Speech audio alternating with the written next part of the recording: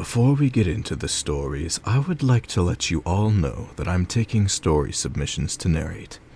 I will credit you in the description of the video unless you ask me not to, so if you have an experience or story in mind that you would like me to read, then you can email me at feedingonfear@gmail.com, and I will be sure to include it in my videos.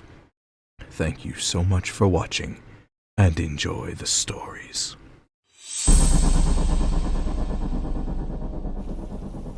He sat at his computer, tongue licking his upper and lower lips in anticipation.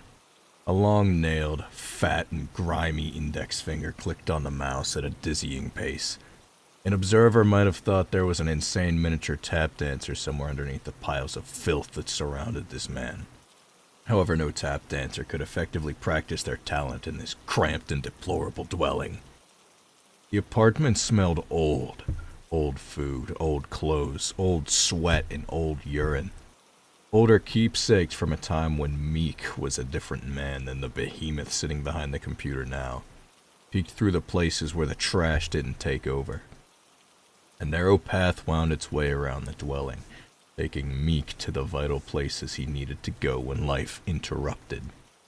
A path to the bathroom that was rarely used anymore, and another that forked 30 degrees to the apartment entrance. Others led to the kitchen and what might have once resembled a dining room. Another path ended abruptly in front of the bedroom's entrance. A ramp of filth almost reaching the smoke alarm above the door frame. The high amount of detritus that formed those paths were monuments showing the sloth of the recent past, an involuntary story from the ground up.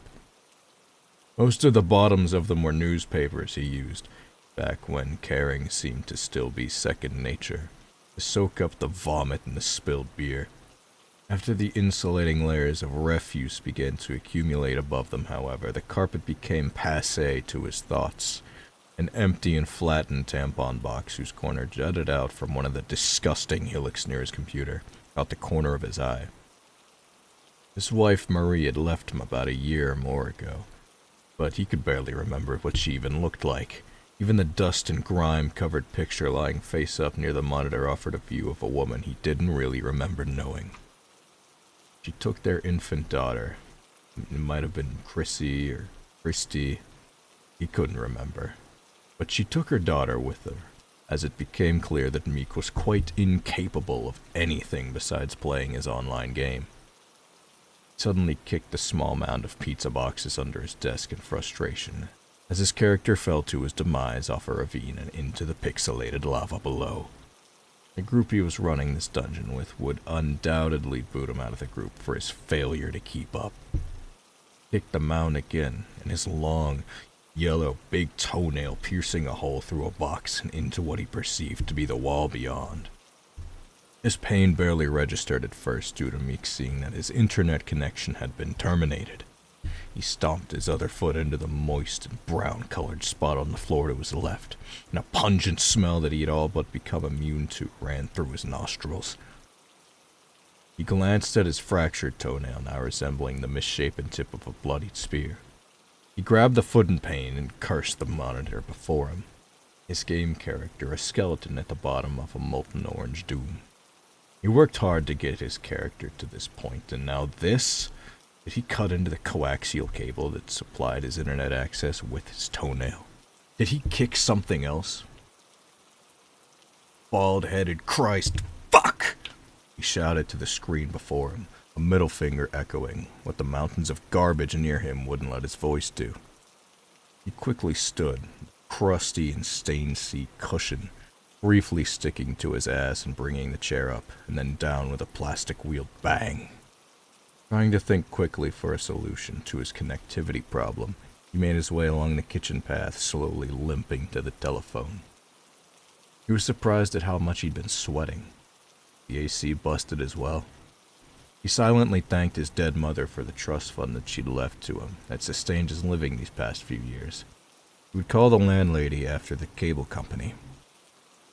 He became lightheaded as his overweight frame limped among the refuse, and vomited it into an empty cereal box before entering the kitchen.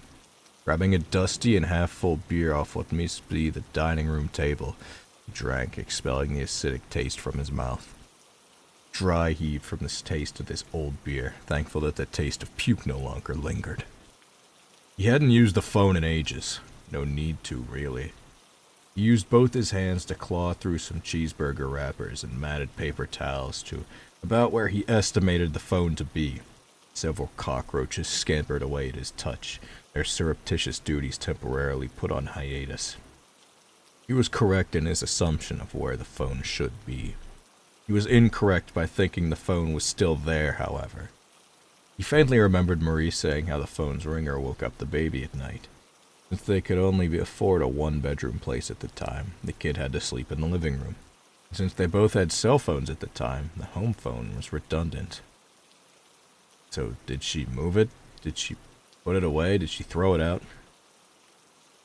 "Fuck me," he said as he picked a small, itchy brown piece of crust from the back of his leg, clawing at the skin underneath.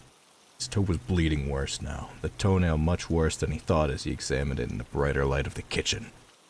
The nail cracked vertically all the way down, apparently breaking beneath the skin as well. His toe was easily twice the size it had been before his gimpy trek to the kitchen, a sickly wetting of purple and yellow. Meek didn't know the first place to look if Murray put it away somewhere, and quite frankly, he didn't feel like digging through more mounds to look. Another option was the bedroom. There was a landline connection in there. Maybe it was buried somewhere in there. His desire to get back to his game, coupled with his throbbing foot, prodded him to get back and look. He wobbled along the bedroom path straight down the hallway, carpet he trod on making sickening wet squelch sounds. He paused for a glance into the bathroom he stopped using months ago. A brown conical shape of a solid brown and green substance protruded from the grimy toilet. He could see several flies tending to their young among the shape, buzzing with parental defense as they sensed Meek's presence. Matted balls of toilet paper stood knee-high, occasionally broken by the mouths of empty beer bottles. The bottle tops almost looked like brown mouths drowning in a sea of disgust. Smears and handprints of a darker color lined the tiled walls. A picture hung by the entrance of the bathroom, Meek and Marie standing in front of the lake at Epcot Center. The baby was nestled in Meek's arms, the peaceful shroud of sleep evident on her face as her happy father kissed her forehead. That taken before or after the wedding, thought. He remembered that day, the baby cooing as the boat made its way through the tunnels in the Mexican section of the park. He had no idea why, but he also remembered Marie giving him a light and tender kiss on his neck as the boat sloshed its way through the artificial passages. He made his way towards the bedroom entrance, having to limp wade through trash that he didn't remember making. Glancing behind him, he noticed that he left a red trail as his foot dragged behind him. Clearing the way to the door took longer than he had thought. There were several large boxes hiding underneath the trash that were heavier than he thought they would be. Their contents unimportant as the longing of getting back to his game took precedence over all else. They were stacked high as well, almost reaching where the door met the frame. Throwing the last box behind him down the hallway with a grunt, he grabbed the doorknob and tried to open the bedroom door. It was locked. After several minutes of determination and a few pulls from his obese frame and many curses of frustration, the door gave away, splintering the frame and showing Meek's forearm with wooden debris. The room was dark, cool, and surprisingly clean. The light shone from the hallway behind him, exposing the motes of dust that chaotically danced at the door being thrust open. He really not come in here at all over that year or two? The carpet was the perfect beige it was when his family moved in a few years ago. The pictures that Maria picked out still hung around the room. Parisian beatnik monstrosities that Meek still gave a disdainful glance to. She insisted that since there were no windows in the room, she would make it as sunny as possible. The bed was made as well, the dark brown comforter looking eerily the same color as the putrescent contents of the bathroom he glanced at a few minutes before. The phone was on the nightstand on the side that Meek used to sleep on during cheerier times, with a sigh of relief that any heroin user could relate to after finally getting a reclusive fixed. He limped over to the phone. One foot left a bloody streak, and the other left brown footprints on the unmarked carpet. Sitting down on the bed, he picked up the phone's receiver, started to dial when he noticed the square-shaped thing in the corner. Since he didn't think to turn the light on when he came in, and the hallway's light didn't reach the corner, he couldn't make out what it was. He gave his toe a rub, hand coming back bloody, and winced in pain as the dread of realization crept up on him. There was no dial tone. This could only mean one thing. Marie had canceled the service at some point without telling him. Or more likely, he didn't pay the bill after she left. He couldn't remember. Grabbing the phone in frustration, he threw it in the direction of the square-shaped thing, cursing. He was getting very lightheaded now. The coolness of the room doing little to alleviate the sweat drenching his fleshy, balding head. He stood and hobbled over to this square thing in the corner. As he came up beside it, he grabbed the edge of it and winced in pain, his foot feeling like it was on fire. He looked into the square thing, now finally realizing what it was, not because of its physical shape as much as its contents. The long-decayed corpse of an infant lay in the center of the playpen. The skin almost resembled one of those purplish, super-hot peppers he used to see at the grocery store. Making bizarre spiral patterns along the top of the skull, the infant had a permanent scream on its wrinkled and deformed face, as though it was seeing something horrible before its death.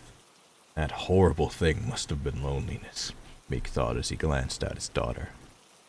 That thought was quickly dashed forever, as he noticed another figure sitting upright in the darker corner beyond the crib. Marie's eyeless face pointing to the ceiling in a look of pain, as if she'd died crying.